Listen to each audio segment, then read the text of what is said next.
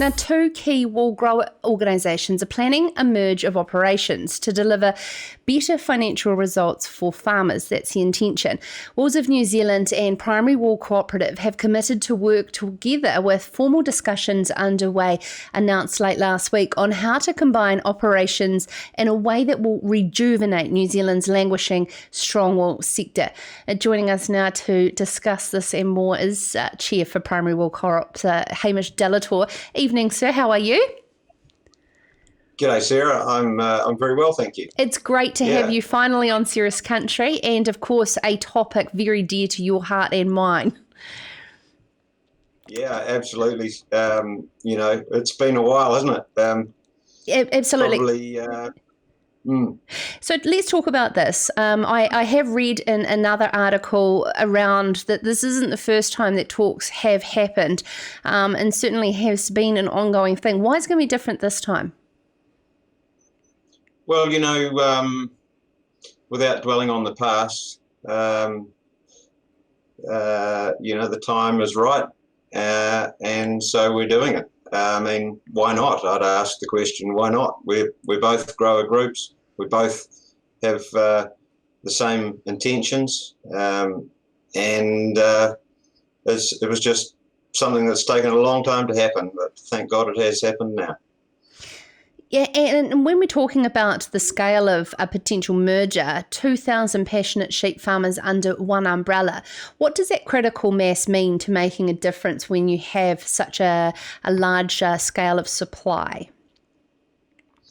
Well, the strategy's clear, and it's not a new strategy, but you need critical mass. You need a volume of growers behind you that trust you and you trust them, so they're watching your back.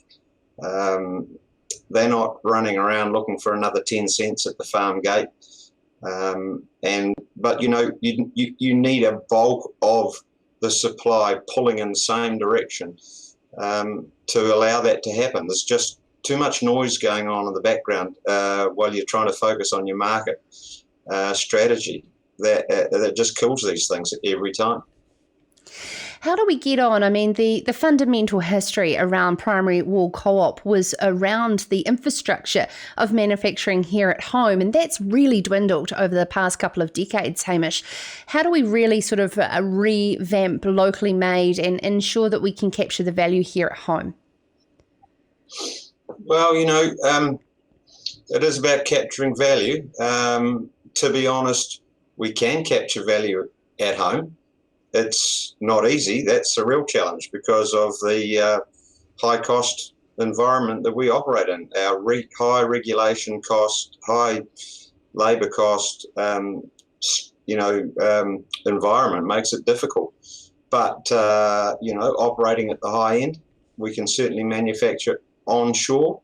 And the thing is, Sarah, if you retain control of your own product further up the value chain and don't lose value every time it changes ownership on the way up the chain, you'd be surprised how competitive we can be producing wool products, even in New Zealand. What has been some of the learnings that you've had with Primary Wool Co-op's partnership with Caulfield Primary Wool and Just Shorn initiatives and that direct-to-market approach previously, and what you could drive home more so with the merger of like? Yeah, no, that's a good question. Success doesn't come overnight, and you learn from your efforts. We've got some big opposition out there in the synthetic world, and we've got to be smart. We've got to have trusted partners. We've got to be able to deliver what the consumer wants. And funnily enough, a large part of that's price. We have to be able to deliver product at a price point, and we can do that.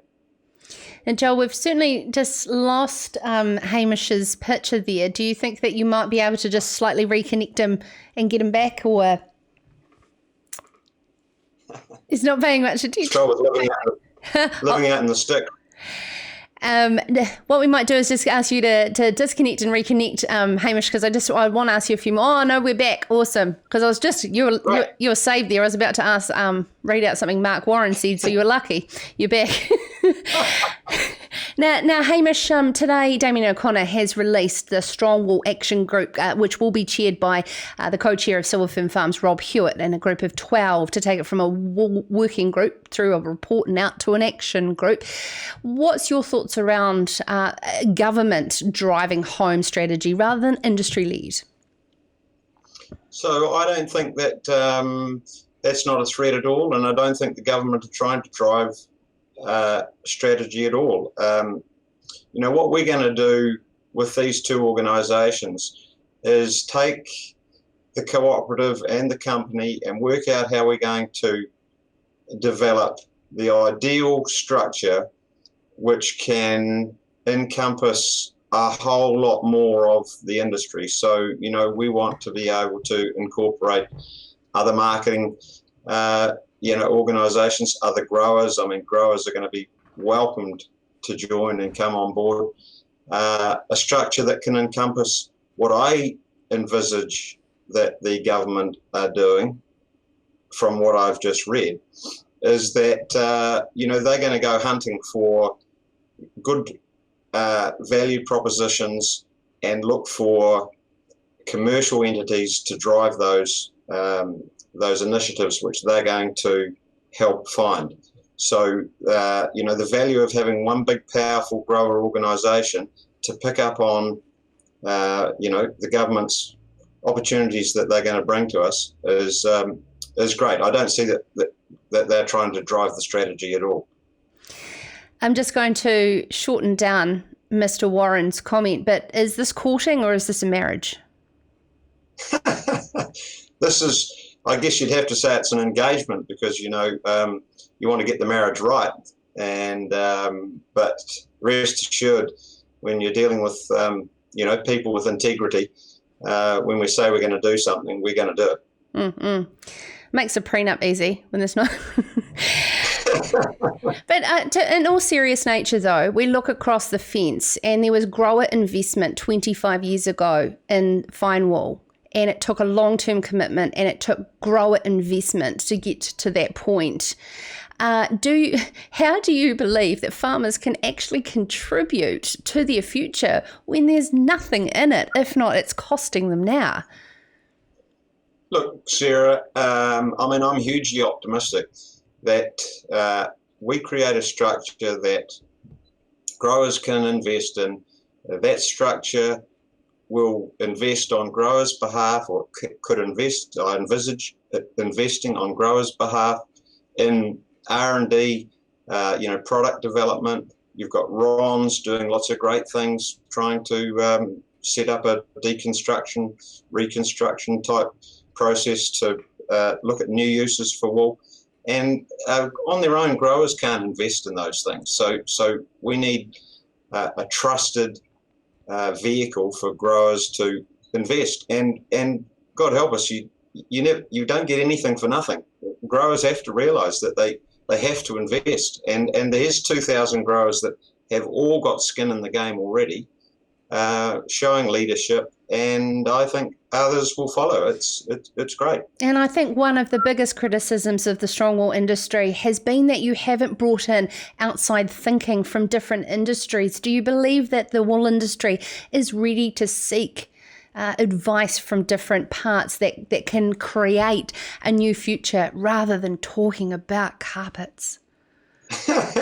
Look, absolutely, Sarah, and I think that that's appears to be what Damien's doing.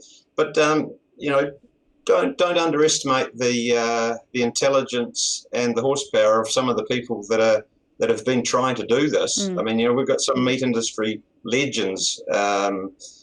In New Zealand, Entrepreneur of the Year, doesn't get much better than that. He's on the team. So it's not about not knowing what to do. It's just a matter of being able to do it, execute it. Absolutely. And if it was to be a life legacy Hamish, in all of the decades that you've been so committed to, if you were to end your days on this earth, what would you like to leave behind? Because I know that, and you're nowhere near that. Take that as a compliment. But I mean, what state would you like to leave the wool sector in your absolute eyes? Well, Sarah, for a start, this is not about me. This is about, this is just a great event really and the culmination of a lot of hard work from a lot of famous New Zealanders that have tried and believed what they were doing. I mean, Sir Brian Lahore was one who tried, but it just wasn't the right time and the right place. My personal vision is to leave the wool industry, well, at least this is about returns for growers. So wool has to be able to contribute to make a valuable contribution to the sheep industry, because if sheep farming is not profitable and it needs meat and it needs wool, if it's not profitable, well, it's going to be covered in trees. At best, it'll be covered in sheep without wool, and and then we're going to have no shearers, and all that other wealth of industry will be gone. So a thriving industry with fiercely loyal suppliers and fiercely loyal customers returning true value to wool growers. That's my vision. Thank you so much for taking the time to join us, Chair of Primary Wool Co-op, Hamish de Lautour, and of course pairing up with the new Chair, James Parsons of Wools of New Zealand there, and the title PwC and WONZ to merge in Annette Scott's article on Farmers Weekly on the front page. This is Sarah's Country.